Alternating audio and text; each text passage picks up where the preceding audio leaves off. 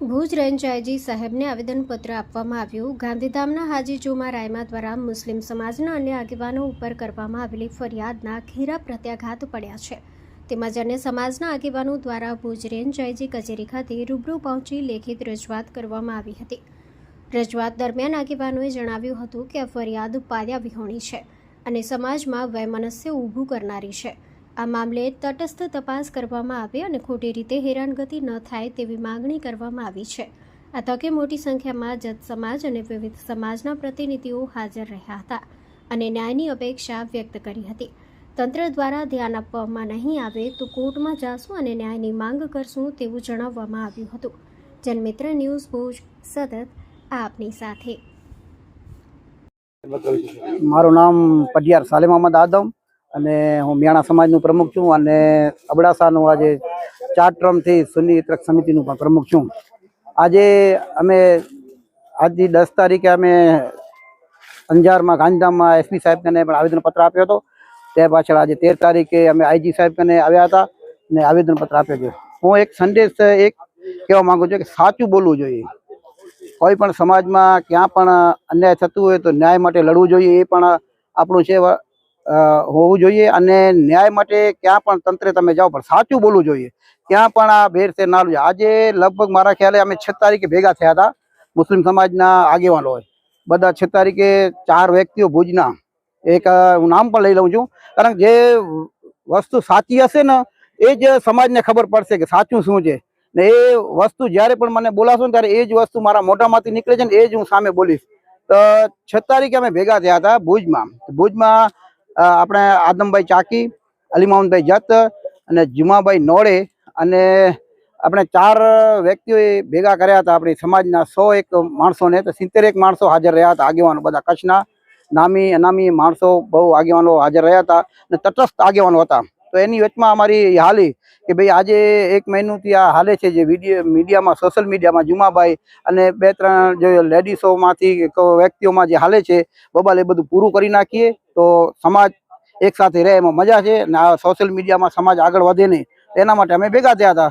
તો બધાના જે અલગ અલગ હતા જે મુદ્દાઓ, એના ઉપર છેલ્લો મુદ્દો એ આવ્યો કે આપણે 25 થી 26 જણાની ટીમ બનાવી અને ત્યાંથી જે લોકો સોશિયલ મીડિયા પર બોલ્યા છે એને આપણે ભેગા કરી એ બધું ખતમ કરી નાખી। એના માટે અમે ભેગા થઈ અને 25 જણાની ટીમ બનાવી અને ત્યારે જ અમે હાજી સલીમભાઈ જતને ફોન કર્યો કે ભાઈ તમે હાજર ભુજ આવવાનું થશે જ્યારે પણ અમે મિટિંગ રાખીએ ને આ બધું પૂરું કરી। તો સલીમભાઈ જતે કીધું કે જ્યારે પણ તમે મને બોલાવશો તો હું પહોંચી આવીશ। પછી જુમાભાઈ રાયમાને ફોન કર્યો, આપણે જુસફભાઈ જત કર્યો, જુસફભાઈ આપણા ફારૂકવાળા પેપરવાળા જત અને આપણા જુમાભાઈ નોડે અને અલી મોહમ્મદભાઈ હિંગોરજા પણ હતા। એ વાત કરી ફોન ઉપર તો જુમાભાઈ સ્પષ્ટ ના પાડી દીધી કે હું આવીશ નહીં, મને વ્યક્તિઓના નામ આપો, કોણ છે આગેવાન, શું છે। હું એમ કહું છું કે તમે સાચા છો તો સમાજની વચમાં આવી જાઓ ને, આગેવાનોની વચમાં આવી જાઓ। ઘણા આપણા આલે બેત આલે રસૂલ આપણા સરના તાજ છે એને મળીને અમને બોલાવો, તમે આવશું બોલવા। પણ આ જે સમાજોમાં વિખવાદ કરાવો છો, એક બાજુ તમે કીધું સોશિયલ મીડિયામાં ઇન્સ્ટાગ્રામમાં એક વિડીયો રાખ્યો છે કે હું વ્યક્તિ 2 ઉપર જ કરી છે છેતરપિંડીની ફરિયાદ, 2 વ્યક્તિ ઉપર, તો પછી બીજા ઉપર કેમ થઈ ફરિયાદ? એ ના પાડે છે તો ફરિયાદ કોણે કરી? એ વ્યક્તિ કહે છે કે હું 2 વ્યક્તિ ઉપર જ કરી છે ફરિયાદ, બીજા ઉપર હું નથી કરી। તો આ આપણે જે લખાવે છે જે ખંડણીની ફરિયાદ, તો બીજા ઉપર કોણે કરી ફરિયાદ? તો એ પોતે આવી અને જાહેરમાં સમાજની વચમાં કહે કે કોણે ફરિયાદ આ બીજા ઉપર કરી છે, તો પછી આ કેમ કહે છે કે 2 ઉપર જ હું કરી છે? તો આ બીજું કે સમાજોમાં અલગ અલગ સમાજોમાં જે હમણાં આવેદનપત્ર એમાં પણ વિખવાદમાં વાતો કરાવવામાં આવે છે, એ બધું જુમાભાઈ બંધ કરો। તમે ઘણા ટાઈમોથી મારે ખ્યાલે હું તમને ઓળખું છું, 1998થી તમે આગેવાન છો, તો પછી આવી રીતે લાસ્ટમાં તમે આજે 4-5 વર્ષથી નથી કોઈ સંસ્થા બનાવવા દેતા, નથી કોઈ સમિતિ બનાવવા દેતા। જ્યાં પણ કોઈ સમાજ ભેગી થાય તો તમે અલગથી જ રહો છો, એવી રીતે શા માટે કરો છો? હું મારો એક સંદેશ છે કે તમે સાથે રહો અને જે પણ હશે ને કોઈ પણ તમારા ઉપર અન્યાય કરશે તો અમે ન્યાય માંગી લઈશું, પણ તમે આ રીતે ખોટો ગેરમાર્ગે ન રહો સમાજના આગેવાનોને અને ખોટી રીતે તમારું જે નામ આવે છે અફવાઓમાં એ તમે સમાજની વચમાં આવી અને જાહેર કરો, નહીં તો અમે હજી પણ અમને ન્યાય અહીંયા નહીં મળે તો અમે આગળ પણ હજી જશું, એ અમારો સંદેશ છે। આજે આઈજી સાહેબ પાસે સમાજના આગેવાનો દ્વારા આવેદનપત્ર આપવામાં આવ્યા હતા। આ આવેદનપત્ર આપવાનો અમે અગાઉ એસપી સાહેબ પૂર્વને પણ મળ્યા આવેદનપત્ર આપ્યું, પણ અમને એવું લાગ્યું કે હજી સંતોષકારક નથી, કેમ કે આ ફરિયાદ જે છે, વાત આજે મુદ્દાસર વાત એક બે વાત કરવાની છે. ફરિયાદ ખોટી કેમ છે? જે ફરિયાદ કરી છે સેક્શન 67A, જેની સજા એક અધિનિયમ છે આઈટી એક્ટની ધમકાવવામાં, જે સજા એની સજા છે 5 વર્ષ. બીજી વાત કરું તો બીએનએસની જે કલમો લગાડી છે 161, 2, 308, 351, 356 અને 299, આ બધાની સજા જો સાબિત થાય તો 2 વર્ષ હોય છે. હવે આપ મને જણાવજો, આપ અધિકારી હોતા, વકીલો, જાણકાર લોકો છે, કે આ બધી 5 વર્ષની સજામાં કોઈ પણ આરોપીને ધરપકડ કરવા પહેલા એને નોટિસ પાઠવવી પડે. નોટિસ પાઠવ્યા પછી જો આરોપી જવાબ ન દે પછી એની ધરપકડ કરવામાં આવે છે. એના અનુસંધાને આખી એફઆઈઆરની કોપી છે મારી પાસે. એના બદલે રાત્રે ફરિયાદ કરીને સવારે જ્યારે ઉપાડવામાં આવે, અને આ ફરિયાદમાં બીજી લોલમપોલ તમે જોવા જાઓ તો આ ફરિયાદનો સમયગાળો દેખાડો છે 11/11/2025, જાણે 6 મહિના પહેલાથી આ બનાવ બનતો આવ્યો છે. આટલા મહિના એ લોકો ક્યાં હતા? વાત કરી કે આરોપી બીજા જે 13 નામ નાખવામાં આવ્યા, આરોપી તરીકે જુમાભાઈ પોતે કહે છે કે 2 આરોપી છે, બાકી મેં નામ નાખ્યા નથી. તો આ બીજા આરોપીના નામ ક્યાંથી આવ્યા? પોલીસ ફરિયાદમાં જુમાભાઈ પોતે લખાવેલું છે કે આ વ્યક્તિના કહેવાથી બન્યા છે. તો હું તમને કહું છું કે એમને ફરિયાદમાં એવું લખ્યું છે કે લોકોની વાતોથી, જાણે લોકોની જાણકારી મળી મને ત્યારે મેં આ ફરિયાદ લખાવી છે. તો પહેલા પોલીસ આ વાતો ફરિયાદના કોઈ પ્રૂફ આધાર કે પોલીસ ફરિયાદ લે કેમ? પછી એમને કોઈ આધાર પુરાવા આપે નહીં, કોઈ પણ આધાર પુરાવા, મોબાઈલ પણ જપ્ત કરેલ નથી. તો પોલીસને કેમ ખબર પડી કે આ બધા આરોપીઓ છે? પહેલા પોલીસ કાંઈ મુદ્દામાં તમને તો આરોપીઓ કેમ સાબિત થયા તમારી પાસે? પોલીસને કેમ? આ પોલીસને ઉપરથી એક પ્રેશર કરીને ફરિયાદ તાત્કાલિક રાતોરાત નાખવામાં આવી ને કેવા ટાઈમે ધરપકડ કરવામાં આવી? જે 3 દિવસ જાહેર રજાઓ છે, કાલે પણ રજાઓ છે. એટલે આ જે આ લોકો 4-5 દિવસમાં છૂટી ન શકે, એક ભયનો માહોલ સમાજોમાં ફેલાવવાનો જ્યારે કામ કરતા હોય ત્યારે હું તમને કહું છું ને, આમાં એક મુદ્દો, સેન્સિટિવ મુદ્દો પણ એમને નાખ્યો છે એફઆઈઆરની અંદર, કે મોહમ્મદ પૈગંબર સાહેબ વિરુદ્ધ અપમાનજનક લાગતા મેં આ ફરિયાદ કરી. આ એફઆઈઆરની મુદ્દો છે. આ મુદ્દામાં ક્યાં આવે છે? કોણે અમારા નબી ઉપર કોણે કરી છે ગુસ્તાખી? અમે એને માફ નથી કરતા. તમે કેમ કહો છો કે મુસ્લિમ સમાજના આગેવાનો ગુસ્તાખીમાં તમારો કોઈ આધાર છે? આ એફઆઈઆરમાં નોંધેલી વસ્તુ છે. એટલે આ વસ્તુ એક ને એક ફક્ત લોકોને દબાવવા, પોતાનો પ્રભાવ જાળવવા માટે, જયારે બનાવ બન્યા ત્યારે પોતાની પ્રતિષ્ઠાને ઢાંકવા માટે આ એક ષડયંત્ર, હું કહું છું, એને ષડયંત્ર કરીને સમાજના લોકોને દબાવવાનો પ્રયાસ કર્યો છે. આ વ્યક્તિ ફક્ત ને ફક્ત સમાજમાં ભાગલાનું કામ કરે છે. આ વ્યક્તિ હમણાં જ આજે આવેદન પત્રથી પણ અમારા સમાજમાં ભાગલાનો મોટો પ્રયાસ કર્યો છે, અમુક લેભાગુ તત્વો દ્વારા અને એ લોકો મળતી લોકો દ્વારા. આ એક ભાગલા પડવાનો પ્રયાસ છે. આ મેં એક જ માંગણી છે, આ ફરિયાદ સાવ તદ્દન ખોટી છે. પોલીસે જે આ કલમો લગાડી છે એની અંદર પોલીસ ડાયરેક્ટ ધરપકડ કરતી નથી શકતી. પોલીસ પાસે કોઈ પુરાવા નથી.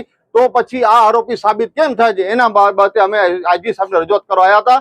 જો અમને ન્યાય નહીં મળે તો હાઈકોર્ટ જ છે અને ડીજી પાસે પણ અમે જશું, કેમ કે આ તદ્દન ખોટી છે. લોકોને હેરાન કરવા, પરેશાન કરવાનો આ એક પ્રયાસ છે. તો એક છે કે 2 જણાને અટક કર્યો છે, ખંડણીનો કેસ છે. મુદ્દામાલ શું છે? 2 દિવસ રિમાન્ડમાં કોઈ મુદ્દામાલ મળ્યો નથી. આ કિનાખોરીથી ફરિયાદ કરવામાં આવી છે. અને કોઈકની ધોરણી જુમાભાઈ એમ કહેતો હોય કે 2 જણા ઉપર મેં ફરિયાદ કરી છે, તો પછી આ 11 જણા કેમ આવ્યા? એ પોતાના નિવેદન કહે છે કે આ ફલાણાભાઈ નિર્દોષ છે, ફલાણાભાઈ નિર્દોષ છે, તો પછી તે ફરિયાદ કેમ કરી? પોલીસ એમ કહે છે કે મને જુમાભાઈએ ફરિયાદમાં નામ લીધા છે. જુમાભાઈને પૂછીએ તો એમ કહે છે કે કોલ ડિટેલો પરથી નામ આવે. કોલ ડિટેલો પરથી પોલીસને કેમ કરે? બધાના નામ તો જુમાભાઈ જ આપે. આ નંબર કોણ છે? અલી મામદ છે, કોના છે નંબર? એટલે આ દેશ તો અહીંથી ખોટો માણસોને હેરાન કરવા માટે અને સમાજના આગેવાનો અંદર બાજે એના માટે આ ષડયંત્ર કરવામાં આવેલ છે. શું માંગ છે તમારી? માંગ એ છે કે આ તટસ્થ તબલ 169 કરીને એફઆઈઆર રદ કરવામાં આવે છે. અને એ બાબતે આવેદન બતાવ્યું. મારું નામ યુસુફ શાહ મોહમ્મદ શાહ સૈયદ, અને હું સૈયદ સમાજના તરફથી અને અમારા ભાઈ અમીર શાહ, જે સમાજના 14 અગ્રણીઓ ઉપર જે ફરિયાદ કરવામાં આવી છે એમાં અમારા ભાઈનું પણ નામ સૈયદ અમીર શાહનું પણ નાખવામાં આવ્યું છે. તે બાબત માટે અમે તમામ સમાજોની સાથે આજે આઈજી સાહેબને જે આવેદન પત્ર આપવાનું હતું તેના માટે આજે તમામ સમાજો સાથે આવેલ છે. શું માંગ? અમારી માંગ એ છે કે આજે છેલ્લા 1.5 મહિનાથી આ મેટર ચાલુ છે. રમજાન મહિનામાં સોશિયલ મીડિયામાં તમામ મુસ્લિમ સમાજના જે કંઈ આગેવાનો હતા જેમનો વાદ વિવાદ એકબીજા પ્રત્યે જે કંઈ ચાલુ હોય તે, પણ વ્યક્તિગત રીતે 2 વ્યક્તિઓનો વિવાદ ચાલુ હતો. એ વિવાદની અંદરમાં રમજાન મહિનામાં જ હાજી જુમા તરફથી એક મેસેજ નાખવામાં આવ્યો કે મારી કોઈ સમાજ સાથે લડાઈ નથી અને હું તમામ સમાજોની સાથે મળી અને હાલું છું. પછી 8-10 દિવસ રહીને એવો મેસેજ નાખવામાં આવ્યો કે ભાઈ મોહમ્મદ સબાવાની બેઠક ઉપર સમાધાન થઈ ગયો છે. જે લોકો સાથે મારા મતભેદ હતા એ પૂરા થઈ ગયા છે અને બધા લોકોથી પણ મારું સમાધાન થઈ ગયું છે. અને સમાધાન પાછળ અચાનક રમજાન પૂરો થયો અને 8-10 દિવસ પાછળ એવી રીતે ફરિયાદ કરવામાં આવી રાતોરાત. અને જયારે ગાંધીધામ એસપી ઓફિસમાં આવેદન પત્ર આપવામાં આવ્યો ત્યારે એસપી ઓફિસમાંથી એવો કહેવામાં આવ્યો કે વ્યક્તિગત રીતે 2 ઉપર ફરિયાદ છે, બાકી કોના ઉપર ફરિયાદ નથી. તો અમને એ ખબર નથી પડતી કે ભાઈ તમે એમ કહો છો કે 2 પર ફરિયાદ છે તો બાકી 12 જણા ઉપર ફરિયાદ કેમ થઈ? બરોબર. અને બીજા નંબરની વાત છે હવે એમાં એક સૌથી મોટો મુદ્દો એ આવ્યો છે કે આમાં જે લોકો છે આલે રસૂલ સમાજ મોહમ્મદ પૈગંબર સાહેબના વિશે જે મુદ્દો નાખવામાં આવ્યો છે, તો એવો કેવો આલે રસૂલ હશે જે પોતાના નાના જાનની કોઈ એવી વાત હોય જેના સાથે કોઈ ખોટો કાઢતો હોય એને સમર્થન આપે? એટલે એ પણ અમારા માટે ખૂબ જ દુઃખની વાત છે કે તમે સીજીવીટીની અંદરમાં આલે રસૂલ સમાજનો મજાક બનાવી નાખો અને ખરેખર એ વસ્તુના તમને કોઈ પણ રીતે જે રીતે પણ સમાજ બધા નિર્ણય લેશે અને જે રીતે સમાજ નિયમ પ્રમાણે હાલશે એ પ્રમાણે સૈયદ આલે રસૂલ સમાજ તમામ સમાજો સાથે છે અને જે સમાજોના નિયમ બનાવશે અને જે રૂલ્સ બનાવશે એમાં સૈયદ સમાજ આલે રસૂલ સમાજ છે એ સાથે ચાલશે. અને જે આગળ જવાનું થશે તો આગળ જવા માટે તૈયાર છીએ અને જે સમાજોના નિર્ણય છે એની સાથે સૈયદ આલે રસૂલ સમાજ છે. જી, મારું નામ અલી મોહમ્મદ જટ છે. આજે અમે આજી સાહેબને મુલાકાત માટે આવ્યા હતા. કચ્છના મુસ્લિમ સમાજના 6 સમાજના પ્રતિનિધિઓ, અખિલ કચ્છ જત મલિક સમાજ, અખિલ કચ્છ મિયાણા ગ્રાસિયા સમાજ, શેખ દાદા સમાજ, સૈયદ સમાજ, મંદરા સમાજ અને કુંભાર સમાજ, આ સમાજ જે છે એ કચ્છમાં બહોળી સંખ્યામાં પોતાનું પ્રતિનિધિત્વ કરી રહી છે.